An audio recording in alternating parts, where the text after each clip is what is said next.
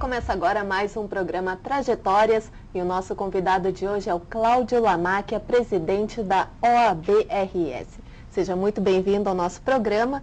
Vamos começar falando então, o senhor é cidadão mesmo de Porto Alegre, né? Como é que foi a sua infância e quais são as suas lembranças mais remotas? Sou cidadão, sim, nascido em Porto Alegre, com muita alegria, com muito orgulho. Sou um cidadão porto-alegrense, adoro essa cidade maravilhosa. Nasci aqui, que pese a minha família tenha ligações muito fortes com o interior. Minha família é praticamente toda de Quaraí, né? Então tenho uma ligação bastante estreita com o interior também, mas sou cidadão de Porto Alegre com muita alegria, com muita felicidade.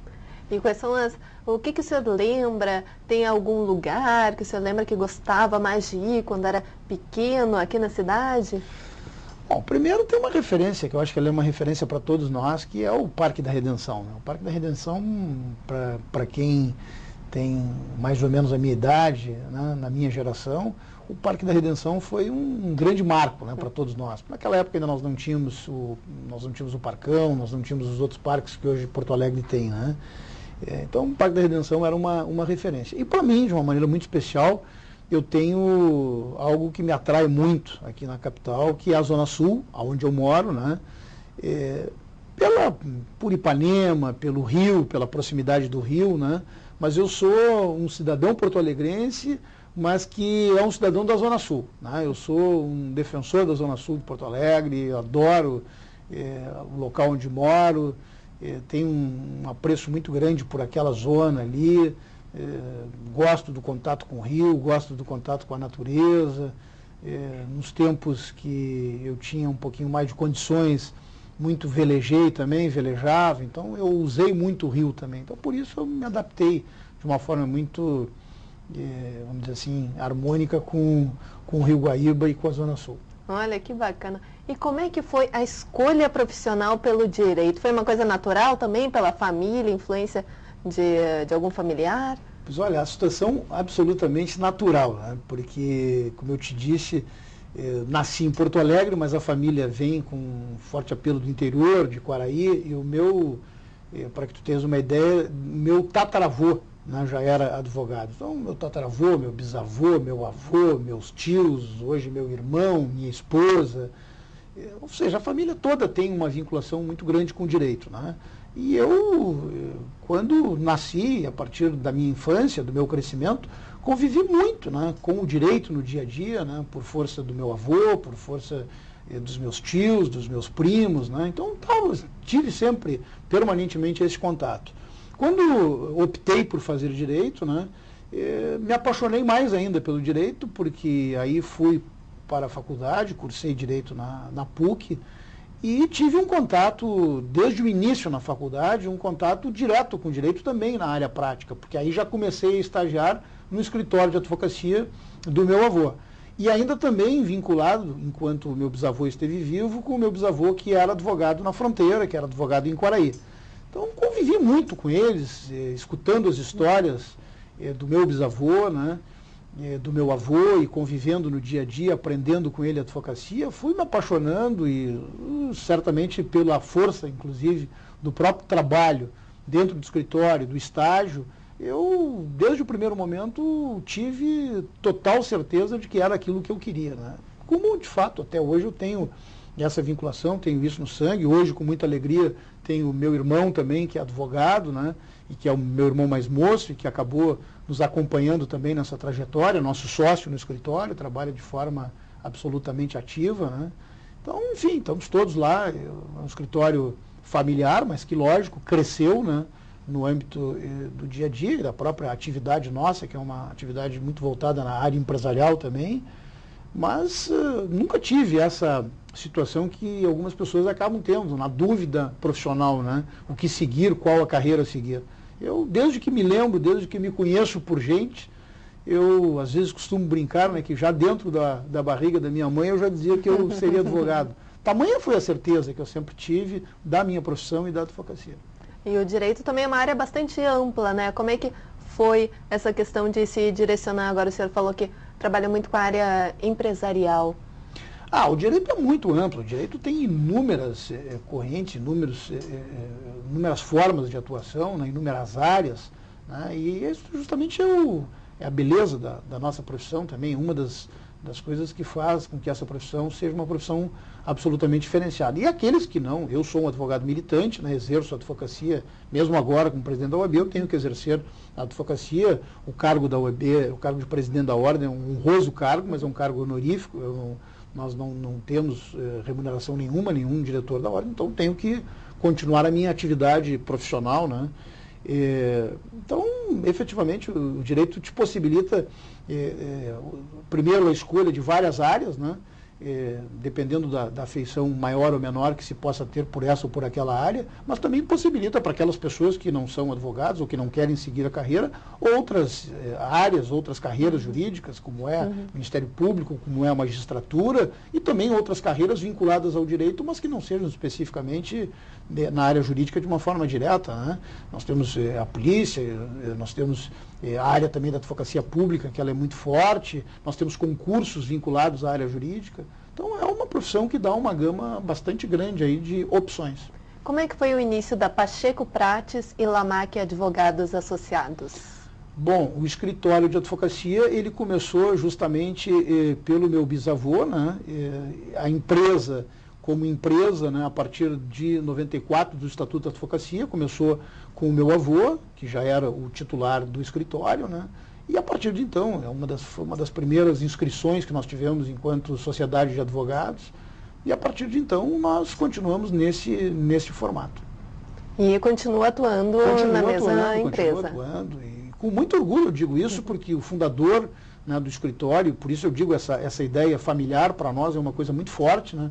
Porque vem, como te coloquei, desde o meu tataravô, essa veia da família pelo direito. E vai continuar?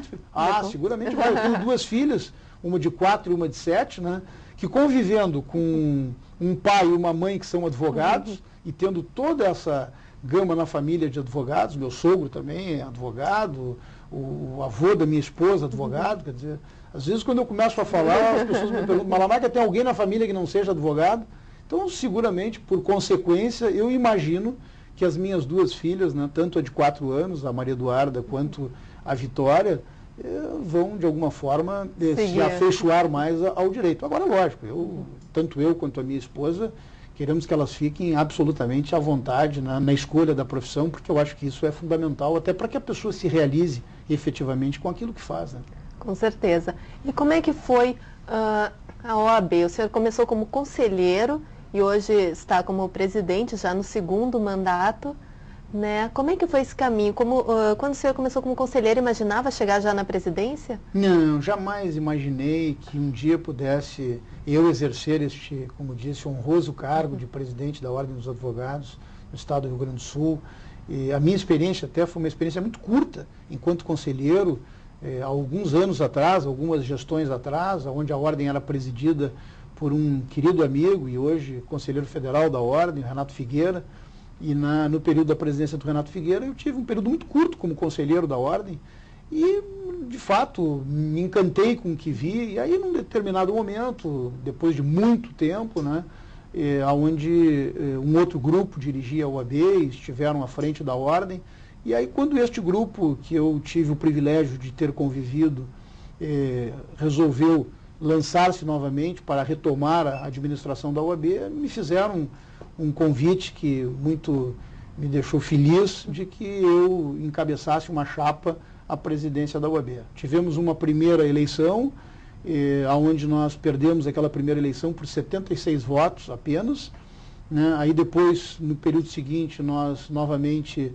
colocamos o nosso nome à disposição dos colegas, dos advogados, aí tivemos a felicidade de sermos eleitos, e a partir disso, depois dos 3 anos da nossa primeira gestão, nós fomos para uma reeleição da Ordem. Aí é onde nós tivemos um resultado eleitoral que seguramente honra não a mim, mas todo o grupo que está à frente da Ordem hoje.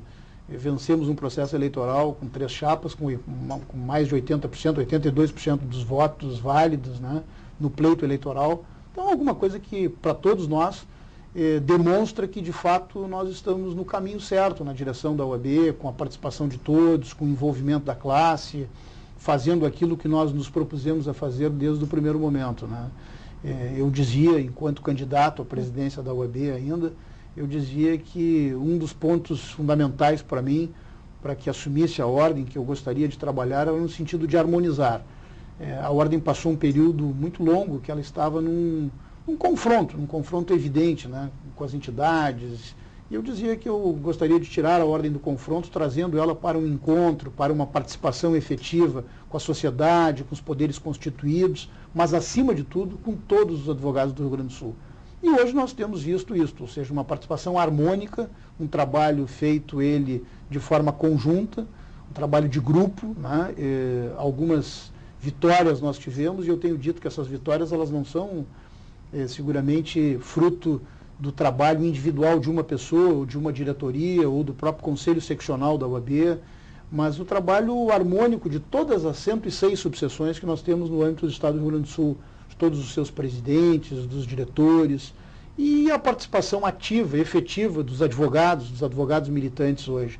Hoje a ordem interage com muita força com todos os advogados, através de enquetes, através de e-mails, através do sistema Fale com o Presidente. Então a OAB tem hoje esta participação, e por isso, inclusive, o nosso lema de gestão, né, é a OAB transparente e participativa. Por quê? Porque nós abrimos a OAB em cima de seus números, a OAB hoje presta contas aos advogados, presta contas através da internet, mas, acima de tudo, ela chama os advogados para participação. Eu ia perguntar justamente quais foram os maiores desafios ao assumir a presidência da OAB. Seria isso, então, tornar a OAB mais participativa? Não, eu acho que os maiores desafios, e que nós vivemos eles ainda hoje, foi primeiro que nós encontramos uma instituição, quando assumimos a OAB, com uma dívida histórica muito grande, né? Nós encontramos a ordem com uma dívida de mais de 30 milhões de reais quando nós assumimos. Isso traz, seguramente, uma dificuldade natural, né? Alguém que busca realizar precisa, certamente, de recursos para isso, né?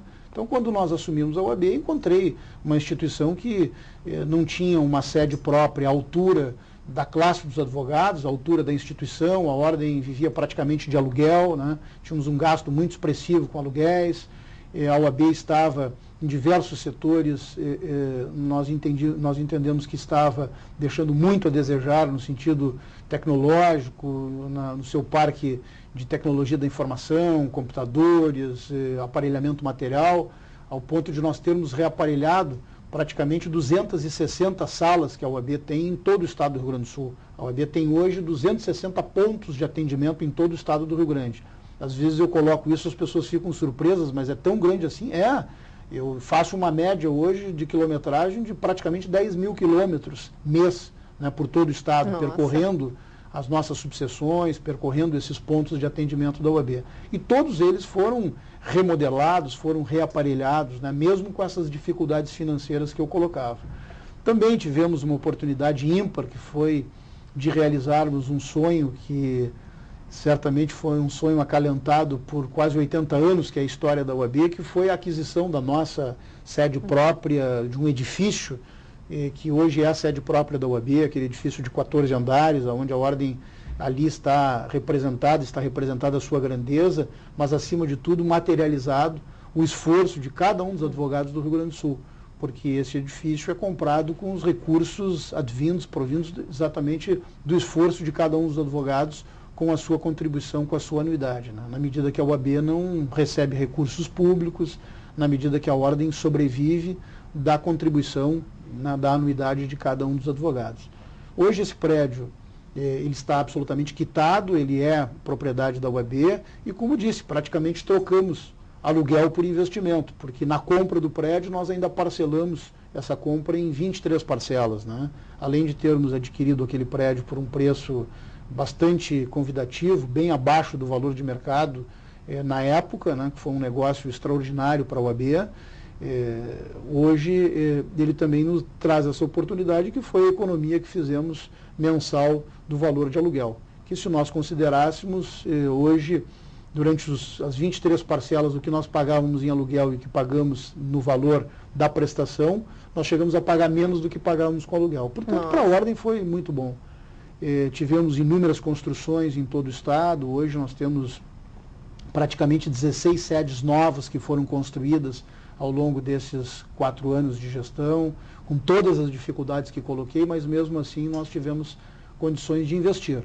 Pagamos uma boa parcela desta dívida que nós herdamos, tivemos a condição de colocar isto dentro do fluxo da OAB, e a minha perspectiva é de que até o final da nossa gestão nós possamos também entregar a Ordem saneada no contexto econômico. E o senhor também possui uma vida representativa ativa em outras instituições, né? É presidente da Associação dos Advogados do Banco do Brasil, vice-presidente da Federação Nacional dos Advogados, dentre tantas outras. Aqui o senhor sempre buscou, e isso foi uma coisa que foi acontecendo naturalmente? Pois é, eu acho que isso foi alguma coisa que acabou se incorporando à minha vida, né? Esse movimento, essa atividade associativa, ela é muito forte em mim hoje, mas começou sem que eu buscasse isso, as coisas foram aparecendo.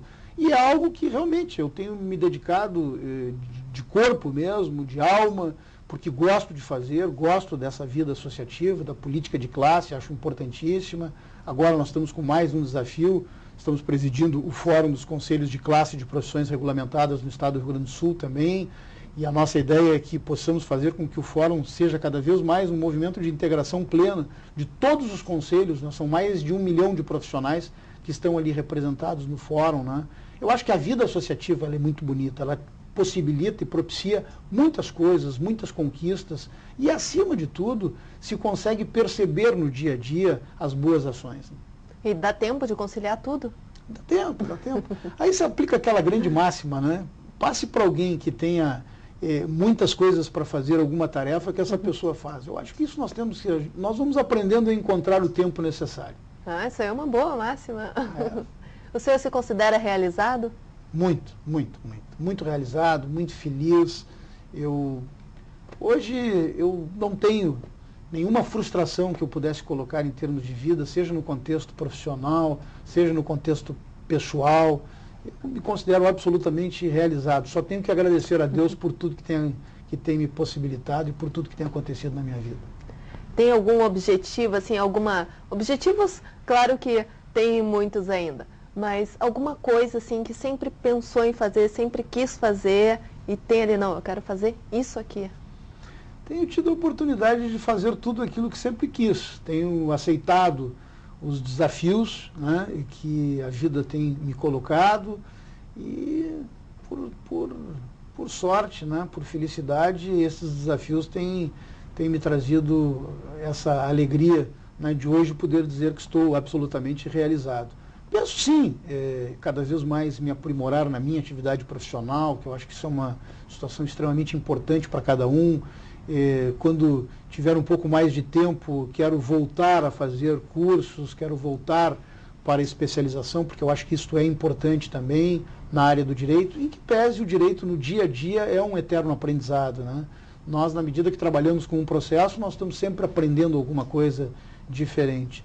E também tenho a expectativa de poder ver um mundo com menos desigualdades, né, com mais segurança, com mais educação, porque isso é fundamental, isso é absolutamente necessário. Essa é um dos sonhos que tenho. Certo. E agora eu vou te dar, então, o poder de fazer qualquer coisa. Se tivesse poder, assim, para realizar qualquer coisa, o que seria? Bom, um pedaço dessa pergunta que eu não sabia que tu irias me fazer, eu já respondi. Né? É verdade. O primeiro ponto, nós reduzirmos as desigualdades sociais que nós temos no nosso país. Porque acho que isso é um dos pontos mais significativos em cima de tudo que se vê de errado hoje. Né? Mas se eu tivesse que escolher efetivamente alguma coisa, eu começaria certamente, seguramente pela educação. Porque eu acho que na medida que nós investirmos mais em educação, nós vamos resolver inúmeros outros pontos. Né? Há poucos dias, inclusive, numa determinada entrevista para uma pessoa, num evento, nós estamos entrevistando uma pessoa, e eu perguntei a esta pessoa exatamente isso que tu me perguntaste. Se ela tivesse o poder, né, de escolher alguma coisa para iniciar uma mudança, qual seria? E ela me disse exatamente isso, a educação. O que eu concordo plenamente, porque eu acho que pela educação se muda muito. Agora, nós temos que ter uma visão hoje muito clara de que políticas públicas básicas no nosso país hoje são desrespeitadas, né? Nós temos que ver que temos um país que tem uma das maiores cargas tributárias do mundo e, em contrapartida, não nos devolve em políticas públicas como saúde, como educação, como segurança, como habitação, e agora, né, com a responsabilidade que tenho hoje de estar presidindo a OAB, tenho levantado um outro tema, que é o colapso do próprio Poder Judiciário. Ou seja, até mesmo no campo da justiça, nós não temos tido hoje a condição de termos recursos suficientes para prover exatamente aquilo que o cidadão busca quando vai ao Poder Judiciário. Tenho dito que a capacidade instalada do Poder Judiciário no estado do Rio Grande do Sul, hoje, já não dá mais conta da demanda. E isso é um problema que não é só aqui do nosso estado, já é um problema nacional. Isso preocupa muito. Mas eu começaria, seguramente, a reduzir essas desigualdades, que digo que este é o ponto central, através da educação. E por que a música Amor, I Love You, da Marisa Monte, é especial na sua vida? Porque esta música lembra aquilo que no campo pessoal é a minha realização maior, que foi o meu casamento, o início da minha vida e da construção da minha família, né? Então foi a música do meu casamento com a minha esposa, com a Clarissa, foi aonde nós começamos uma família, foi aonde tudo iniciou no campo pessoal. Então essa música é uma música que me toca muito profundamente. E outra conquista, certamente também no campo pessoal, acredito que tenha sido o título de cidadão porto-alegrense. Eu gostaria de saber como é que foi receber o título de cidadão emérito. Olha, com bastante franqueza eu te digo que foi uma surpresa. Primeiro porque eu sou nascido em Porto Alegre, então quando me comunicaram, né, quando eu tive a oportunidade honrosa de receber o convite, de receber a informação, eu no primeiro momento estranhei, aí fiquei sabendo, recebi a explicação de que o título era também concedido para as pessoas que nasciam em Porto Alegre. Fiquei muito honrado, extremamente honrado, e isso faz para pessoas como eu e como as demais pessoas agraciadas com este título, com esta honraria, seguramente traz a essas pessoas muita alegria, como traz para mim também. E para finalizar, então, quais são os próximos projetos de Cláudio Lamáquia? Vem aí uma nova reeleição para a OAB? Não, os meus próximos projetos, eles estão focados exatamente na continuidade de uma gestão no âmbito da OAB, de uma gestão que possa vencer os desafios que nós ainda temos pela frente. Nós temos muito o que fazer, eu não tenho a mínima dúvida com relação a isso. Acho que, seguramente, ao longo desses 4 anos, muito foi feito, não tenho a mínima dúvida, e não foi feito, como disse, por uma pessoa, mas por este grupo todo. Mas eu acho que nós temos muito o que fazer ainda. E no campo profissional, na minha atividade profissional, é me dedicar um pouco mais ao meu escritório também, à advocacia, ver cada vez mais o crescimento do meu escritório, a nossa atividade, a dedicação com que todos que atuam no escritório hoje têm nas causas que a nós são confiadas. Eu gostaria de agradecer, então, a sua participação no nosso programa e parabenizá-lo mais uma vez pelo título de cidadão porto-alegrense. Muito obrigado, eu fico muito feliz, quem agradece sou eu. Foi um prazer enorme de termos estado aqui contigo nesta conversa informal. E o programa de hoje fica por aqui. Nós conversamos com o advogado Cláudio Lamáquia, presidente da OAB-RS. Até o próximo Trajetórias.